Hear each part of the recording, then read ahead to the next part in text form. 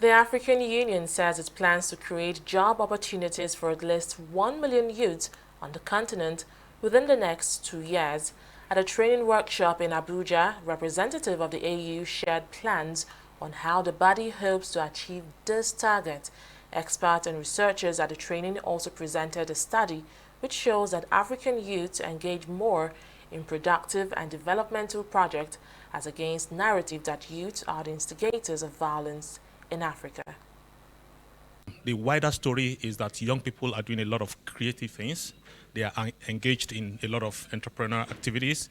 They are engaged in even, mobilizing efforts towards peace. So it's important that these diverse efforts and initiatives by young people are adequately documented, so that institutions, member states, as well as regional institutions and the African Union can have a better understanding of how to intervene on behalf of youth issues.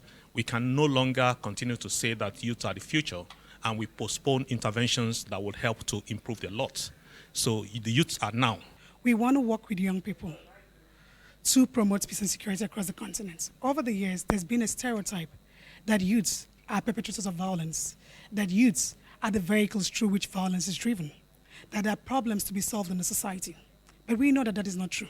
That is a very wrong argument, because over the years, the same period of time, a lot of young people have engineered, implemented, or executed diverse peace intervention projects, which are making considerable impacts across the continent.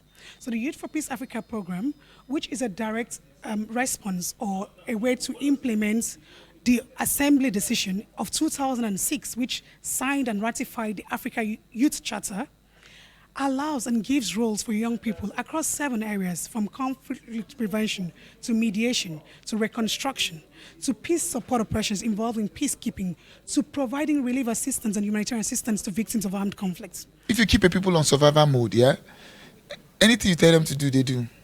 If you keep them in a place where they only think of what I want to eat now, they don't think of the future. That's what our leaders have kept. This is how our leaders have kept us. Like on survival, we just want to eat now. Tomorrow will take care of itself. So they don't give us enough. They don't provide education enough for us. You see, the thing about education, it makes if you have education, it makes you ask why. You understand? If I'm an educated person, you tell me, go and butcher that man. Something education. I've been deep into education enough to ask why. So no, we will not have that. Do you know, for me, it takes a deliberate effort for our educational system to be this bad. We, as a youth, we need a formal place to make our voice hearing by our authorities.